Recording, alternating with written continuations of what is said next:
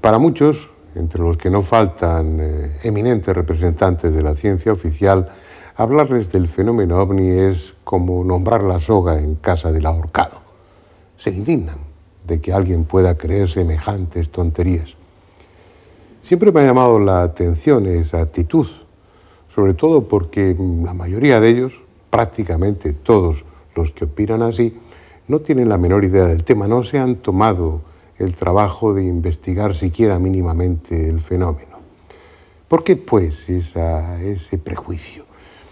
Fundamentalmente por la hipótesis extraterrestre, que es una de las que tratan de explicar el fenómeno ovni.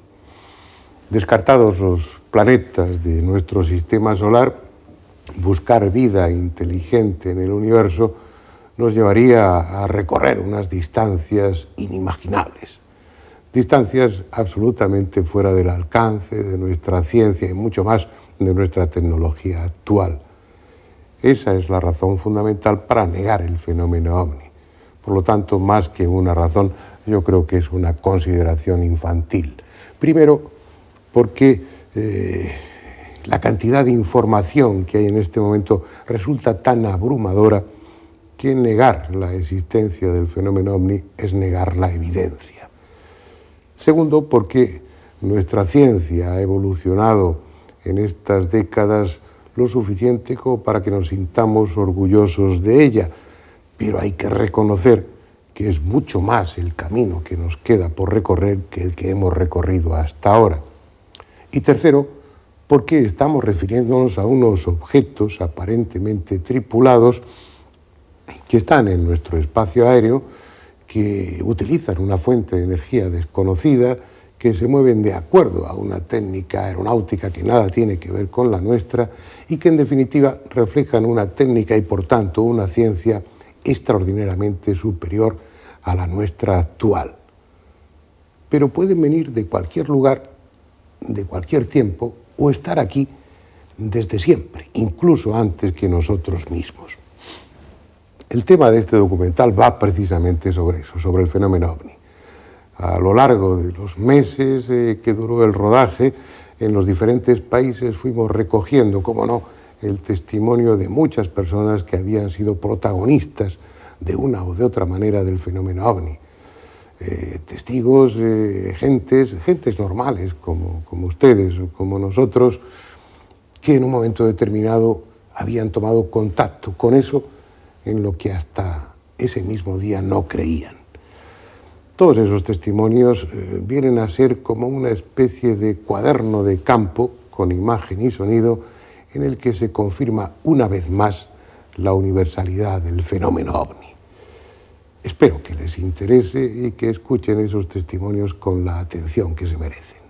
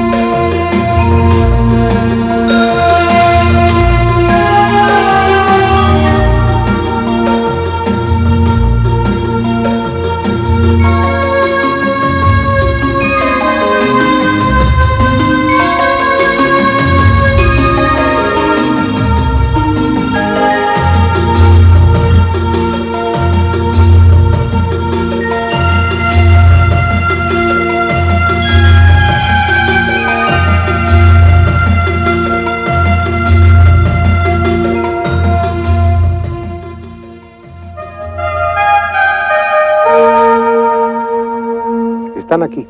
No sabemos desde cuándo ni con qué intenciones, pero están aquí.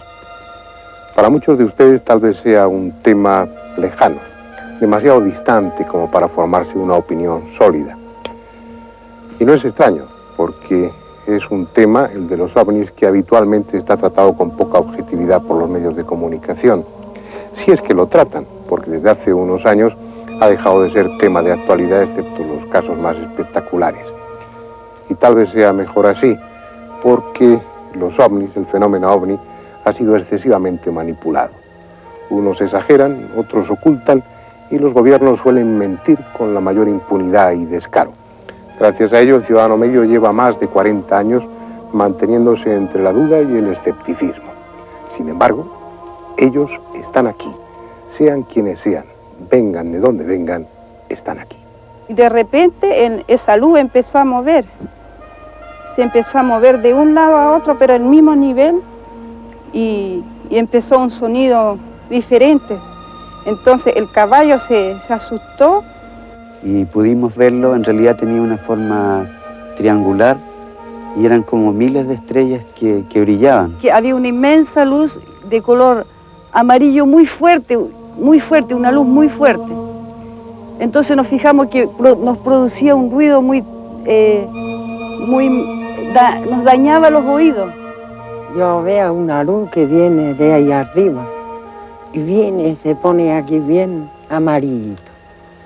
Y entonces queda mirando le dije a los cabos, ¡ay, qué bonita ese plato, tanta amarura! Bueno, vimos una bola de fuego que atravesaba desde los 100 grados a los 280 grados, es decir, la pista completa del aeropuerto de Mataveri, de la isla de Pascua. Y esto era aproximadamente las 10 de la noche, estaba oscureciéndose, vimos una luz grande, acompañada por varias chicas, aproximadamente 4 o 5 diría yo. La manifestación se presentó con un disco de color blanco lechoso, desde donde se desprendía una luz roja que se elevaba verticalmente sobre el mismo, y luego comenzaba una secuencia de carrusel de luces que tuvieron distintas frecuencias de avistamiento. Con los prismáticos en casa miramos la luz y en el centro tenía un punto brillante. Sentíamos el ruido, lo levantamos a ver qué era. Como lo fuimos a la pieza mía, estaba toda iluminada, pero nosotros no vimos, yo no vi más que el dilumbre. Vimos hacia el sur una luz incandescente que creció súbitamente y se hizo todo de día, con sombras y con todo, pero gigante, una duración de unos tal vez 15, 20 segundos. Era um disco voador metálico de uns 30 centímetros de largura aparente, não muito alto, que no movimento oscilatório. Quando nós vimos um OVNI circular, absolutamente redondo, metálico, de dia, 11 horas da manhã, e aquilo me impressionou para o resto da vida, e passou muito baixo. Esta luz fue como si se acercara, se hizo más grande y se formó un color amarillento entre amarillo y rojo. Asomo la cabeza por la ventanilla y veo un objeto sobre mi cabeza de dimensiones bastante grandes. Salimos afuera porque ahí vimos un gran resplandor, que era una nave de los extraterrestres que daba vuelta al patio. Y se formó un círculo oscuro con un resplandor muy potente hacia todo alrededor. Y empezó a desplazarse de sur a norte. Despacito, despacito, despacito, se fue perdiendo en el horizonte y formándose como una neblina hacia el final. Muchos piensan que están aquí prácticamente desde siempre, que incluso entraron en contacto directo con el hombre antiguo, dando origen a la mayoría de las religiones, o influyendo con sus conocimientos para que culturas que estaban en etapas iniciales de su desarrollo dieran un prodigioso salto hacia adelante. América está llena de ejemplos que podrían servir para apoyar esa hipótesis. Pueblos que en la más absoluta carencia técnica, enfrentados a un medio hostil en plena edad de piedra, levantaron templos fastuosos, alinearon edificios inmensos según la posición de las estrellas o tallaron la piedra con un arte exquisito. Culturas surgidas bruscamente, que en el espacio de muy pocos siglos alcanzaron grandes conocimientos astronómicos, utilizaron las matemáticas o desarrollaron una escritura compleja, en tanto que el resto de los pueblos de su entorno vivían en la barbarie. Para otros es un fenómeno actual, cuya historia no va más atrás de 40 años, coincidiendo con el despertar de las expectativas espaciales para la humanidad. Eso ha servido para que algunos teóricos especulen con un presunto delirio colectivo o una deformación histérica de fenómenos astronómicos o atmosféricos totalmente naturales. Pero lo cierto es que aunque solo 1 de cada 1000 testigos relate públicamente su experiencia, el número de testimonios es ya abrumador. Y que aunque solo 1 de cada 100.000 tenga en ese momento una cámara fotográfica a mano, la cantidad de fotografías de ovnis es también enorme. Algunas son fraudulentas, otras se deben a fenómenos de refracción, pero la mayoría son auténticas.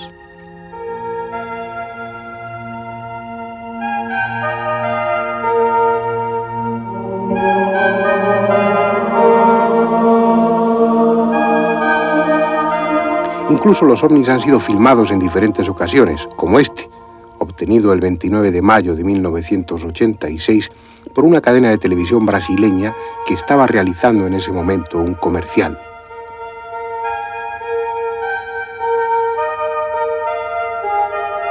O estos otros, filmados en Tenerife durante 1989.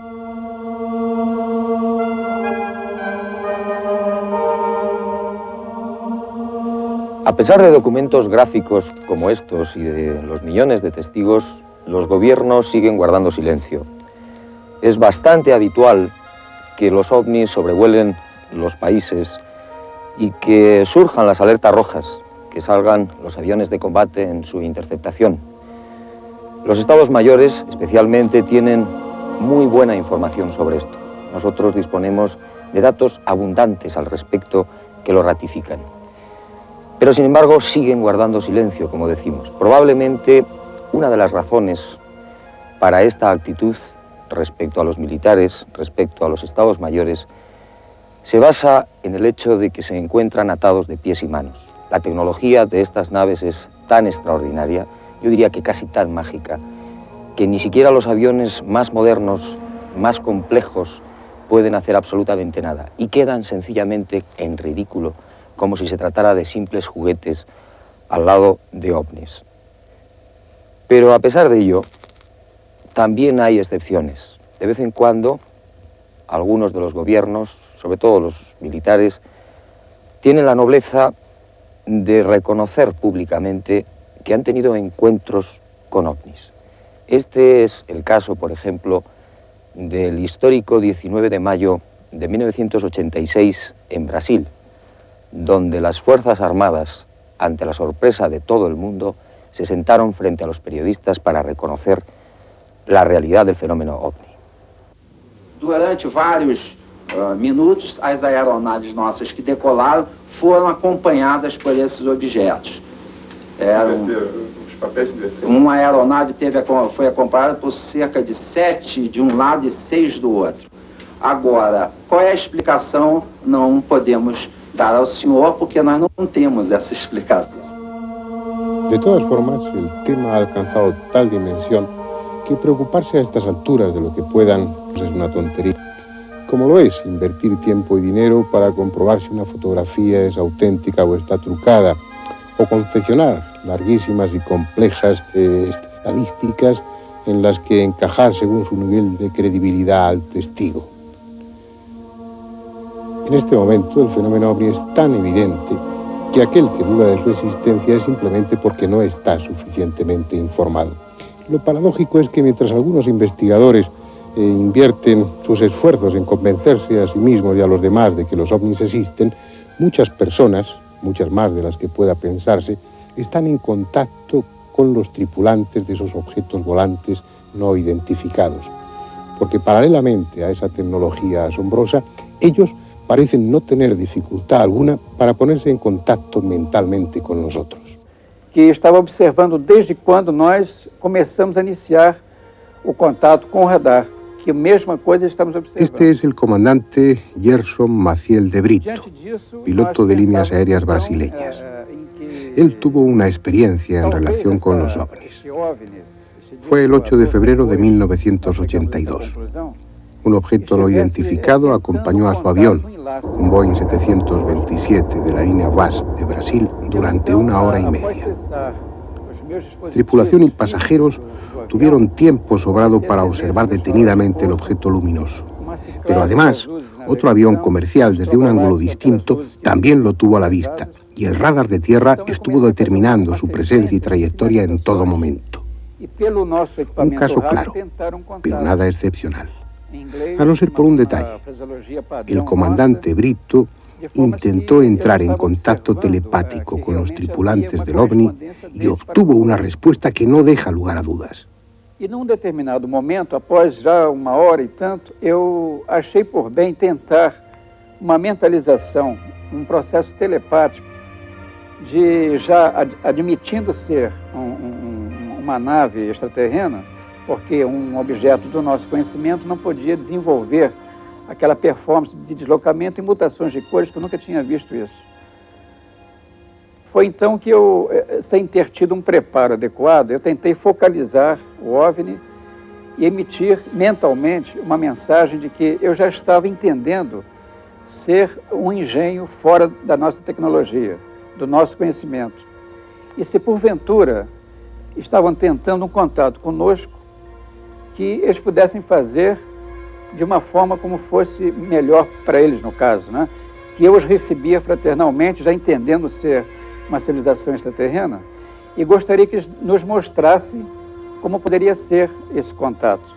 Foi quando houve a aproximação, a 8 milhas, o radar Sindacta nos informou que estava detectando um ponto à nossa esquerda, a 8 milhas, a posição 9 horas.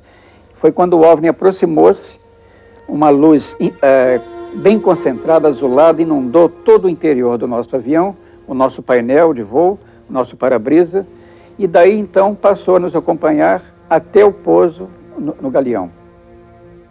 Esa comunicación entre ellos y nosotros no solamente es posible, sino que parece muy frecuente. Muchos de los testigos aparentemente fortuitos de la presencia de un ovni acuden a ese lugar y en ese momento llevados por una especie de impulso irresistible.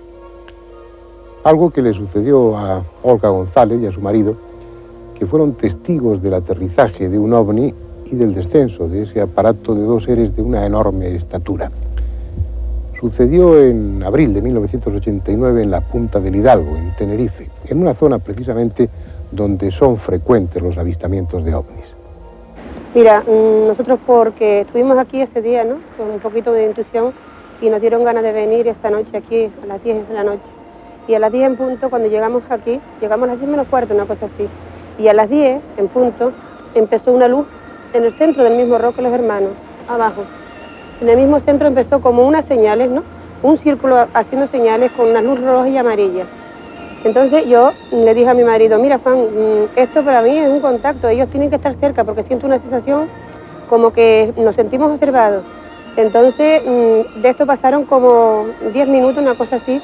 Le di a mi marido por darle vuelta para atrás al coche, o sea, mirar con la cabeza, sacar la cabeza del coche y mirar hacia allá.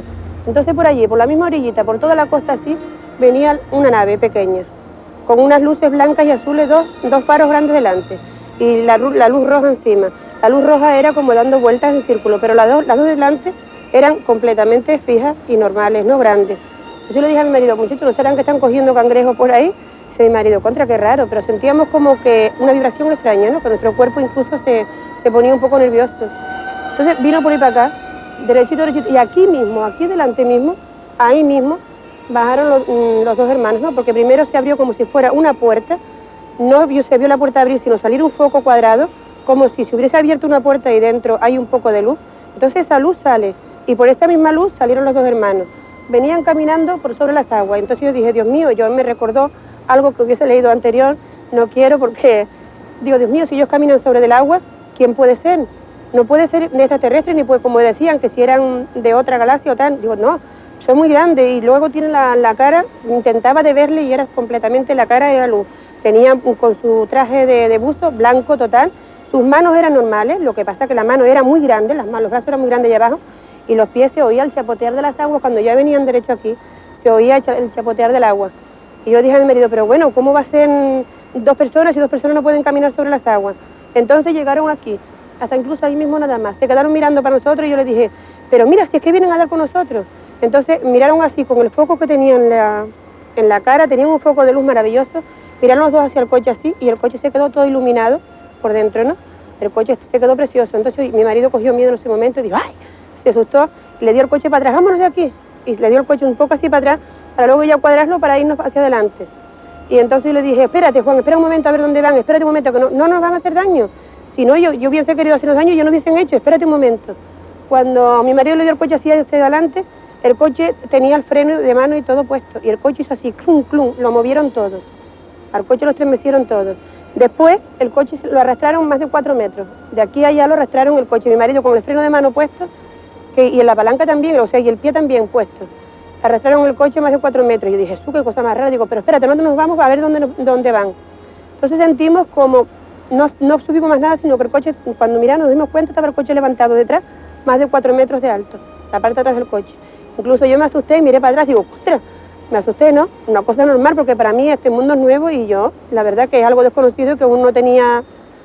Hoy sí comprendo con la misión que vienen, hoy comprendo con lo que son, que no quieren hacernos daño, por Dios, ni mucho menos. Y entonces el coche estaba levantado. Entonces ya cuando dejaron el coche en el suelo, que pusieron el coche bien en el suelo, entonces ellos cogieron por ir para allá, muy lentos, con aquel caminar tan pesado como si nuestro planeta le molestara el caminar. Cogieron entonces por ir para allá y se fueron derechos a aquel hueco de la montaña. Entonces ahí nos fuimos nosotros. Olga, ¿por qué razón vinieron aquí esa noche a Punta de Hidalgo? Bueno, no sé, fue una intuición y un desespero enorme de estar aquí, ¿entiendes? No lo sé, el motivo no te lo puedo explicar, Juan, porque fue un desespero enorme, fue una intuición que es un poquito intuitiva y tenía ganas de estar aquí esta noche, como la segunda vez que pasó.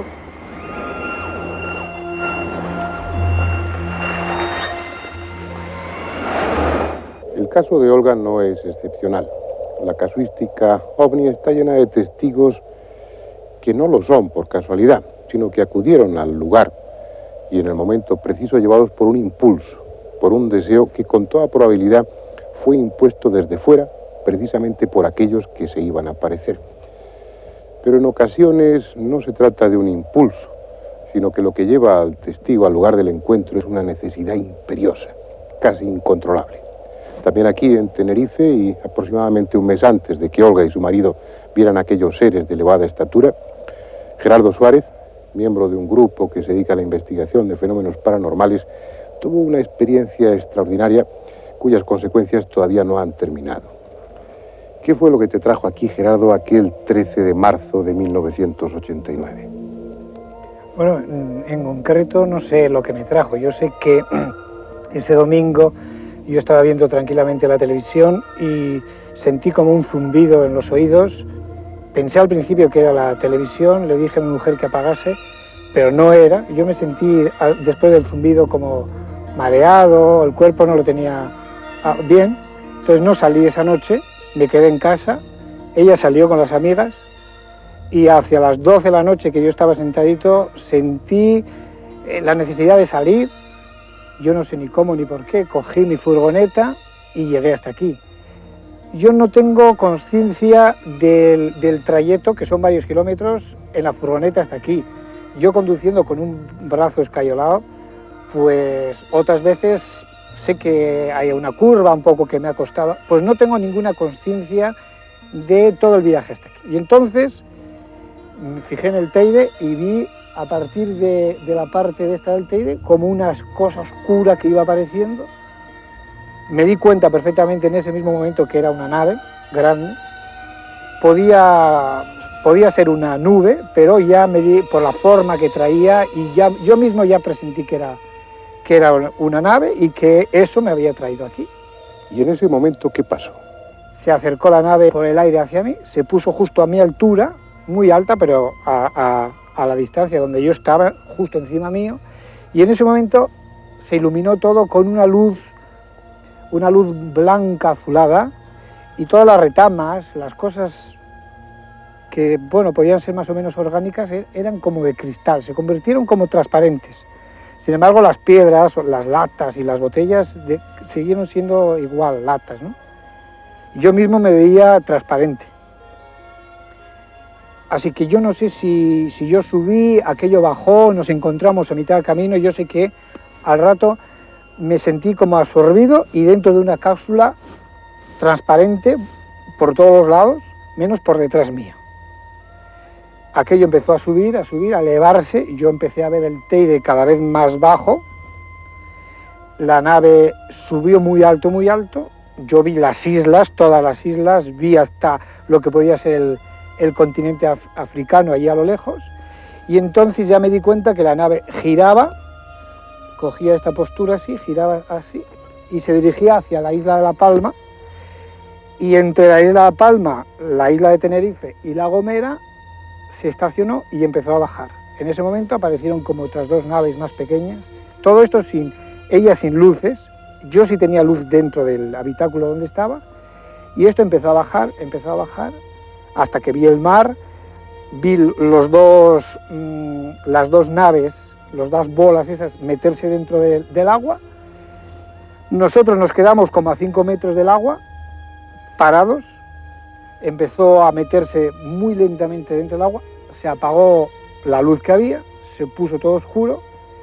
Yo sentí que nos estábamos metiendo dentro del mar, lo sentía porque notaba que el agua rozaba el aparato y todo era muy lento. Y yo pensé, esto parece que les cuesta, que es peligroso, que estamos metiendo en el mar, pero que la maniobra es peligrosa. Y entonces oí una voz dentro que me decía, sí, la maniobra es peligrosa, pero además debemos evitar no menear demasiado el agua.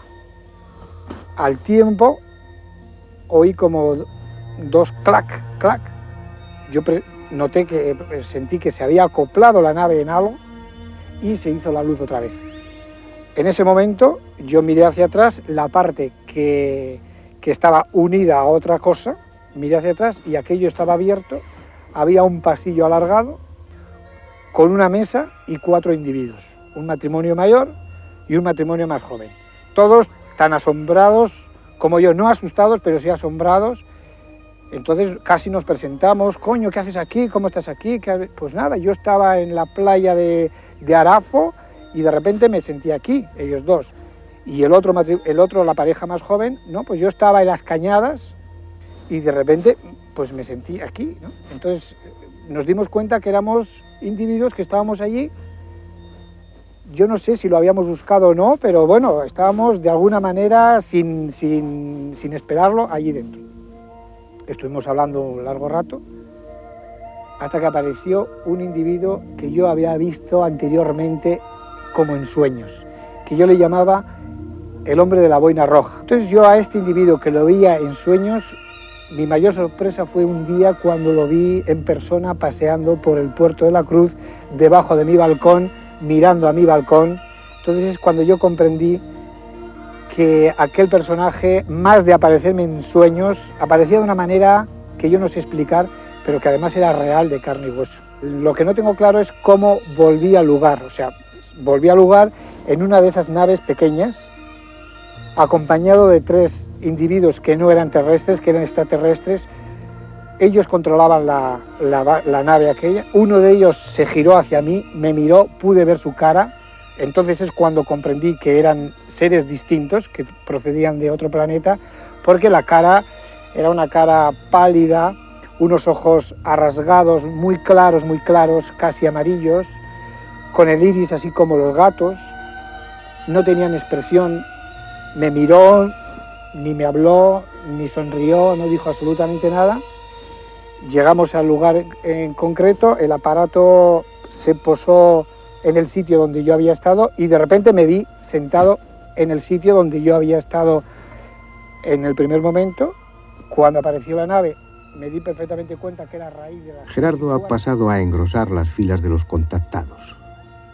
Son ya muchos y su número va en aumento. Otros están a punto de serlo, ya han tenido un encuentro, ya los han visto.